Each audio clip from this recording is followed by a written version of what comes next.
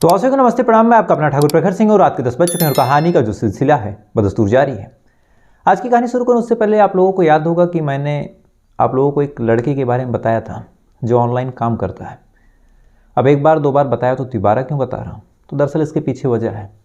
जिस वीडियो में मैंने उस लड़के का जिक्र किया था और तमाम जानकारियाँ उसके बारे में दी थी, जैसे इंस्टाग्राम और तमाम चीज़ें, तो फिर उस वीडियो पर आजकल व्यूज़ आ रहे हैं।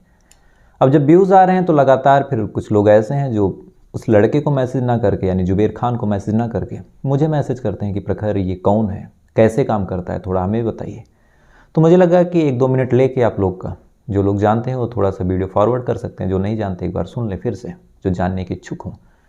कि मेरे घर के बगल एक लड़का है जिसका नाम है जुबेर खान, और जुबेर खान सोशल मीडिया के माध्यम से कुछ अर्निंग करता है, और अर्निंग भी कुछ नहीं है, ठीक ठाक करता है। जैसे अभी 2023 की शुरुआत में उसने शुरू किया और ठीक ठाक ग्रो किया। एक लैपटॉप लिया, आईफोन शायद 14 या 13 प्रो मैक्स, मैंने एग्जैक्टली देखा नहीं।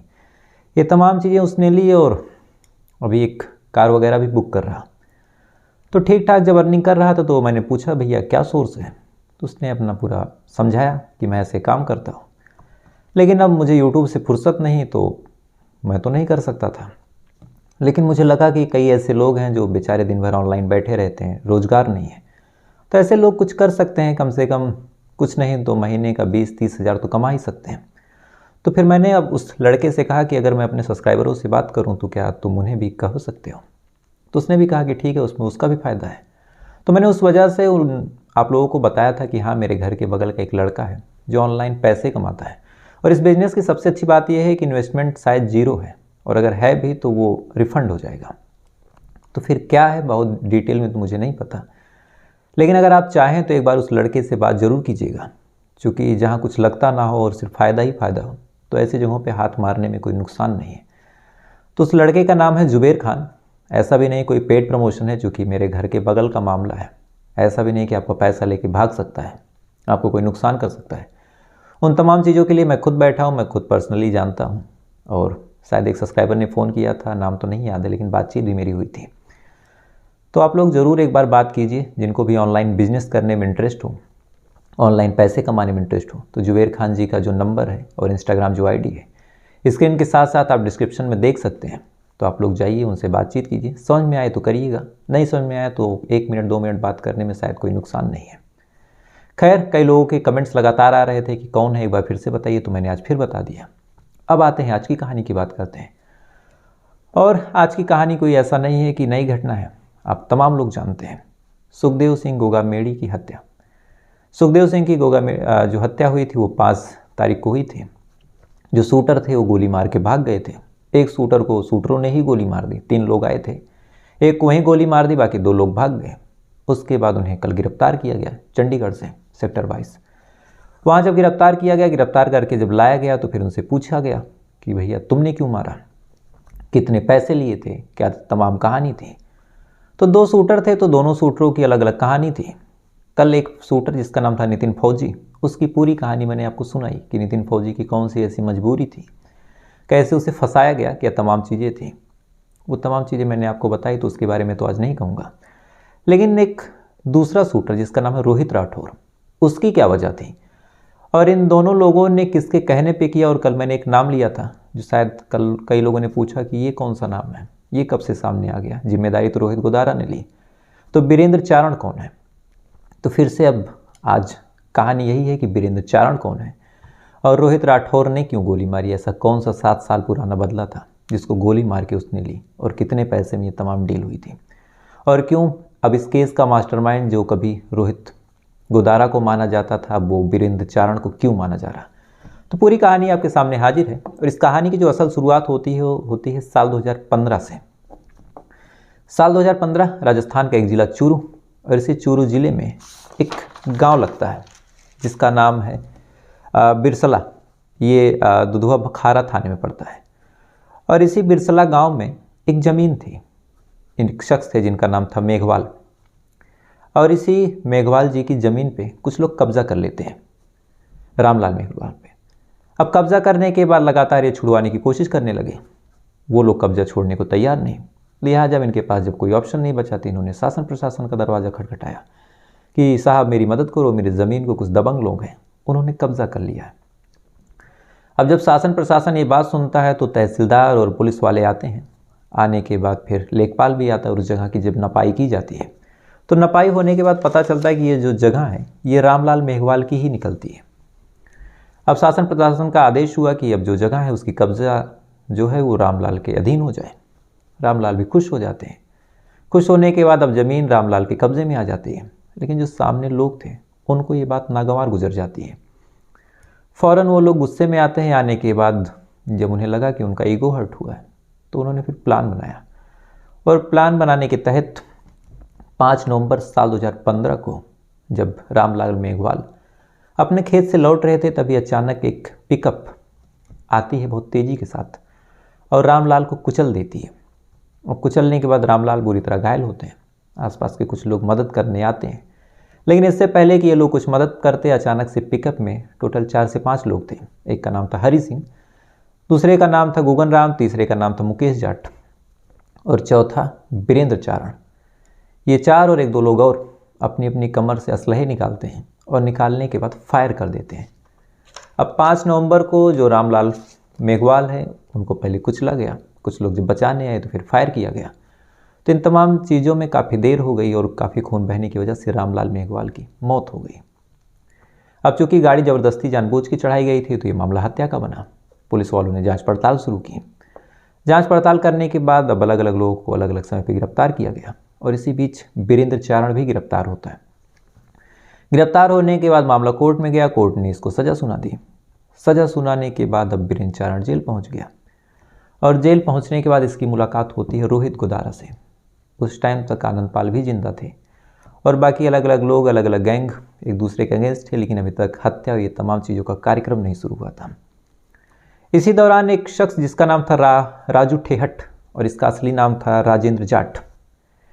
राजेंद्र जाट जो था वो पेशे से शराब का कारोबारी था। इसका एक पार्टनर था जिसका नाम था गोपाल फोगावट, उसी के साथ शराब का काम करता था। और इसी काम करने के दौरान जो राजू ठेहट था उसकी दुश्मनी हो जाती है बलबीर मानुडा से। अब बलबीर मानुडा से दुश्मनी हुई। अब चूंकि जो बलबीर था वो लॉरेंस गैंग का मेंबर था।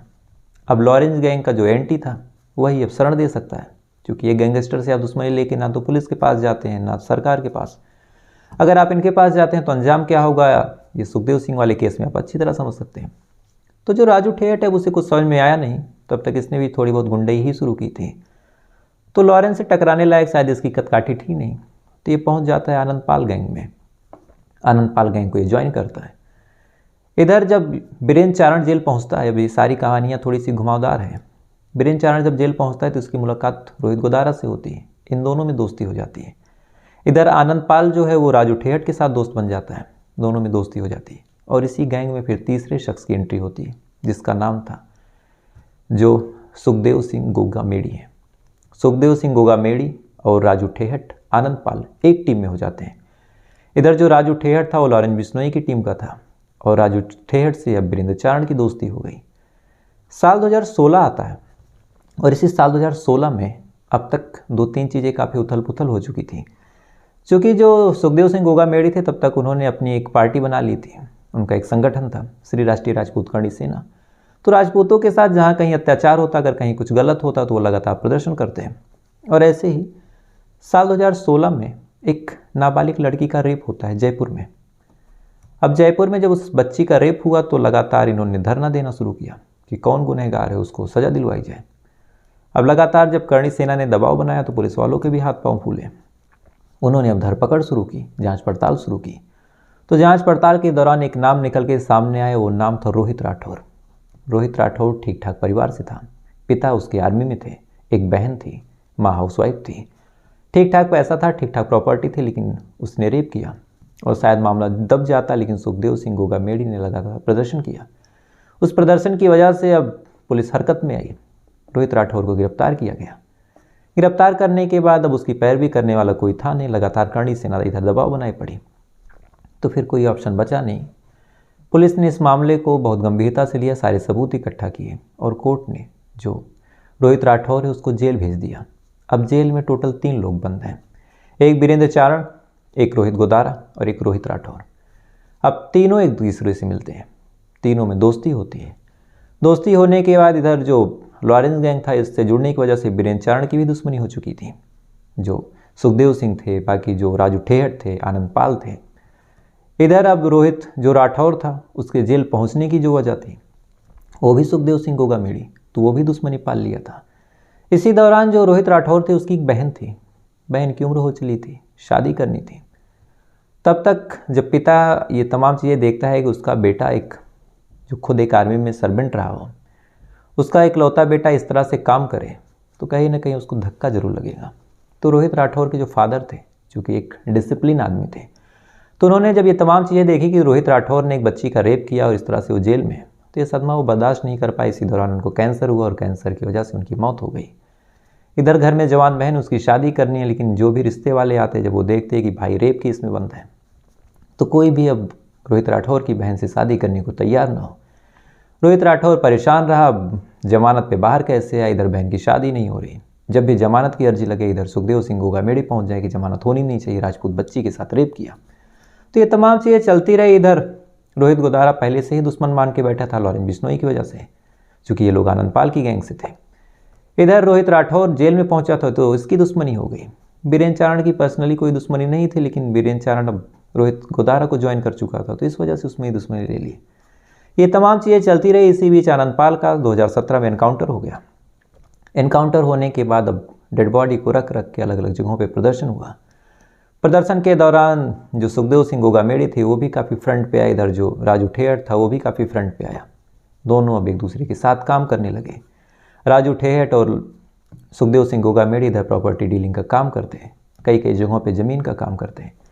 इसी दौरान कई बार ऐसा हुआ कि कई ऐसी ज़मीनें होती जो जाट समुदाय की थी, और उन ज़मीनों पे इनका काम चलता। अब ये जाट जो समुदाय के लोग थे, ये जब पहुंच जाते अपने जाति के लोगों से मदद मांगने, जैसे रोहित गोदारा हो गया, तो फिर वो बात करने की कोशिश करता कि ज़मीन छोड़ दी जाए। लेकिन यहीं पे अब राजपूत और जाट जातिवाद फैल गया मामले में। हालांकि शायद मामले में ऐसा ना रहा हो, लेकिन इन दोनों ने ही जात का एंगल डाल दिया। अब जात का एंगल डालने के बाद दोनों अपने अपने पार्टी के एक तरह से नेता बन गए कि राजपूतों के सुखदेव सिंह गोगामेड़ी होंगे, जाट के हल्के फुल्के अगर कोई बात करें तो ये हो गया जो रोहित गोदारा था। तो यहीं से रोहित गोदारा और सुखदेव सिंह गोगामेड़ी की जो टीम थी, उसके बीच दुश्मनी चालू हो गई। इधर बलबीर बानुड़ा भी, जिससे दुश्मनी थी राजू ठेहट की, वो भी मुँह फाड़े बैठा था कि कैसे काम कराया जाए। तो फिर अब तीनवें जो थी अलग अलग बट गई। अब यहीं से काम शुरू हुआ। तो सबसे पहले रोहित गोदारा ने काम दिया इसको मारने का, राजू ठेहट को। इसको मारने का प्लान बनता है। प्लान का जो पूरा मास्टरमाइंड होता है वो वीरेंद्र चारण होता है। वीरेंद्र चारण 2022 में जब जेल से बाहर आता है, तो आने के बाद पहला काम यही करता है कि मैं जेल से बाहर जाऊंगा और सबसे पहले राजू ठेहट को मारूंगा। और जैसे सुखदेव सिंह गोगामेड़ी को मारने का प्लान बना, ठीक उसी तरीके से प्लान बनता है इस राजू ठेहट को मारने का। और सेम उसी तरीके से दिसंबर महीने में 2022 में राजू ठेहट की गोली मार के हत्या हो जाती है। और इस हत्या की जिम्मेवारी जो लेता है उसका नाम होता है रोहित गोदारा। रोहित गोदारा ने इशारा दिया वीरेंद्र चारण को, वीरेंद्र चारण ने ये तमाम काम करवाया। काम करवाने के बाद वीरेंद्र चारण फायर। उसके बाद उसकी तलाश होती रही, लेकिन इसी बीच एक तारीख आती है 7 अप्रैल। और 7 अप्रैल को एक जालौर जगह है, इसी जालौर में एक ज्वेलरी का कारोबारी है, और उस ज्वेलरी के कारोबारी से एक फिरौती मांगी जाती है। और फिरौती की जो रकम थी वो लगभग 3 करोड़ रुपए थी। अब 3 करोड़ रुपए उससे फिरौती मांगी गई। वो अपने बचाव में अभी इधर उधर भागा, पुलिस प्रशासन की मदद ली। उसके बाद जब नंबर चेक किया गया कि ये नंबर है किसका, तो पता चला ये नंबर है वीरेंद्र चारण का। अब एक तरफ साल 2022 के लास्ट में एक गैंगस्टर की हत्या हुई, उस वजह से भी लोग परेशान थे। इधर अप्रैल में ही फिर एक धमकी भरा फ़ोन की, पैसे दो नहीं मार दूंगा। तो पुलिस वालों ने अब वीरेंद्र चारण के ऊपर नकेल कसने की सोची कि अब इसको रोको भैया, ये बहुत आगे जा रहा। उन्होंने अब नकेल कसनी शुरू की कि जहाँ मिले इसे गिरफ्तार करो। पहले भी हत्या के मामले में जेल जा चुका है, इधर एक हत्या और करवा दी। इधर लॉरेंस गैंग से भी इसका संपर्क ज़्यादा बढ़ रहा, हथियारों की सप्लाई करता है। अच्छा, वीरेंद्र चारण की 2-3 चीज़ें बड़ी अजीब थी।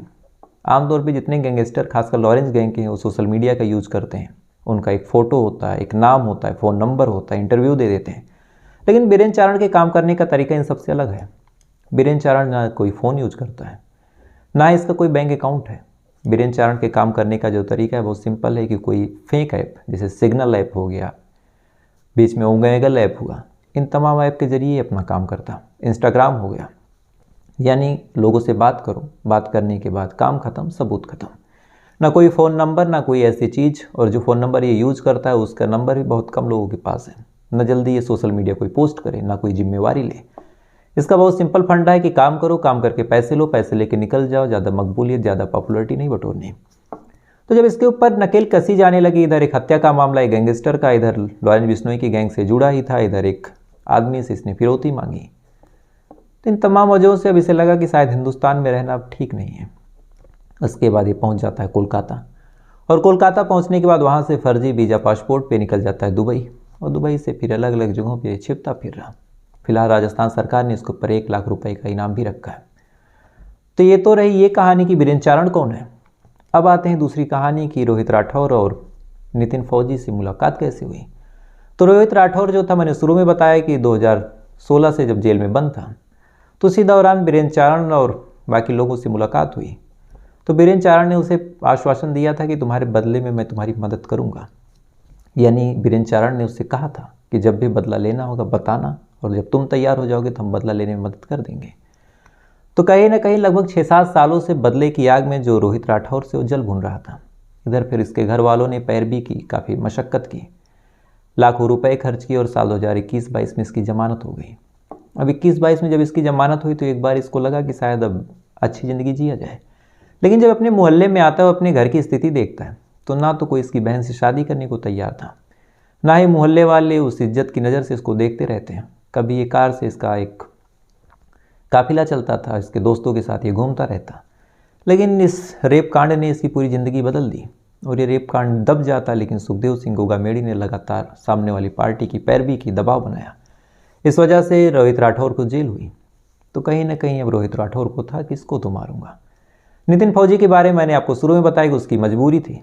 जब उसके ऊपर मुकदमे लगे, उसे लग गया कि अब फौज की जो नौकरी है वो चली जाएगी। मेरे भैया, मेरे पापा इतने सज्जन आदमी हैं कि जब ये चीज़ सुनेंगे कि मैंने ऐसा काम किया तो मुझसे मुंह फेर लेंगे, मुझे कोई नौकरी करने नहीं देंगे, मेरा सपोर्ट नहीं करेंगे, मैं जेल में सड़ जाऊंगा। तो इस चीज़ों पे फिर अब नज़र रख ही रहा था वीरेंद्र चारण की ऐसे कौन लोग हैं। रोहित राठौर पहले से संपर्क में था, और दूसरा शिकार जो उसे मिला वो था नितिन फौजी। जब ऊपर से आदेश हुआ कि काम अब करना है, ज़्यादा मामला बढ़ रहा, तो वीरेंद्र चारण ने फिर नज़र रखी, तमाम चीज़ें की, और नितिन फौजी और रोहित राठौर को तैयार किया। और तैयार करने के बाद फिर असलहों से लेकर तमाम चीज़ें मैनेज की, कैसे छुपना है, कैसे जाना है, कैसे आना है, कैसे तुम्हारी एंट्री होगी। और अभी तक कहने सुनने में जो आ रहा है कि वीरेंद्र चारण ही वो शख्स है जिसने जो नवीन सिंह शेखावत है उसको भी कहा था कि तुम जाओ और घर की रेकी करो। तो नवीन सिंह शेखावत को उसने कहा रेकी करो, रोहित राठौर से उसने कहा कि तुम बदला लो, और नितिन फौजी से कहा कि तुम बस निकल जाओ हत्या करके, क्योंकि तुम यहाँ रहोगे तो तुम्हें हरियाणा और बाकी पुलिस मार डालेगी, तुमने फायर किया है, वो बदला लेगी। तो तीनों की अलग अलग मजबूरी, किसी को बदला लेना था, किसी को देश छोड़ के जाना था, देश छोड़ के जाने का कोई रास्ता नहीं मिल रहा था, और कोई ऐसा था जिसको शायद पैसे का लालच दिया, चूँकि नवीन सिंह शेखावत तो दुनिया से जा चुका, तो उसके बारे में तो कुछ कहा नहीं जा सकता। तो फिलहाल ये थी वीरेंद्र चारण की पूरी कहानी कि 2015 में वो एक हत्या के इल्ज़ाम में जाता है, ज़मीन पहले कब्जा होती है, जेल जाता है, वहाँ पे रोहित गोदारा से मिलता है। रोहित गोदारा से मिलने के बाद लॉरेंस गैंग को ज्वाइन करता है। ज्वाइन करने के बाद अब लॉरेंस गैंग का जो काम है उसको संभालता है। अच्छा, कई लोगों का कल सवाल था कमेंट के माध्यम से कि शूटर ऐसे ही सड़कों पे मिल रहे हैं। मैंने तो सुना है कि लॉरेंस गैंग में 700 शूटर है। तो क्या एक चीज़ आपको खुद समझनी चाहिए कि क्या ये कोई जॉब है नहीं कि शूटर हैं तो 9 to 5 हैं, उतने काम कर जाएंगे। कोई शूटर कहीं पड़ा है, कोई जेल में है, आए दिन शूटर मर भी रहे हैं, कोई किसी मामले में फंसा अंडरग्राउंड है। तो ऐसा नहीं है कि कोई एक जॉब है कि हाँ यहाँ वाला एरिया मैनेजर ये काम कर जाएगा, यहाँ का जो वर्कर है वो काम कर जाएगा। तो कई बार नए नए लोगों की भी तलाश होती है। और ये 700 शूटर ऐसे नहीं है कि परमानेंटली इन्होंने ज्वाइन किया तो ये है, कोई ज्वाइन कर रहा, कोई छोड़ रहा, कुछ नए आ रहे हैं, कुछ जेल जा रहे हैं, कुछ का एनकाउंटर हो जा रहा है, कुछ आपस में मर जा रहे हैं। तो डेली इसमें नए नए लोग ज्वाइन होते हैं, नए लोग जाते हैं, किसी का एनकाउंटर हो गया वो ख़त्म हुए। तो एक जो 700 का आंकड़ा दिया गया है कि 700 शूटर हैं, तो उन 700 का मतलब ये है कि 700 ऐसा नंबर है जो एक्टिव है। यानी अगर 100 मर गए या फिर 100 को जेल हो गई तो 100 लगातार फिर उसमें ज्वाइन हो रहे हैं। क्योंकि अगर 700 होते तो उनको ख़त्म करना आसान था कि 700 हैं, उनको अलग अलग जगहों पे हेरो, उनको जेल में डालो। और जेल में डालने के बाद फिर या तो उनका एनकाउंटर कर दो या फिर ऐसी ऐसी जगहों पे कर दो कि कोई कांटेक्ट ही ना हो। तो 700 एक्टिव, ये एक रेंज एवरेज माना गया कि 700 एक्टिव है, यानी कुछ अगर गए तो कुछ आते रहेंगे। तो फिलहाल ये थी पूरी कहानी। अब आपसे कल फिर मुलाकात हुई किसी दूसरी कहानी के साथ। तब तक अच्छे रहिएगा, खुश रहिएगा, अपना ख्याल रखिएगा, अपने देश का ख्याल रखिएगा। जय हिंद, वंदे मातरम।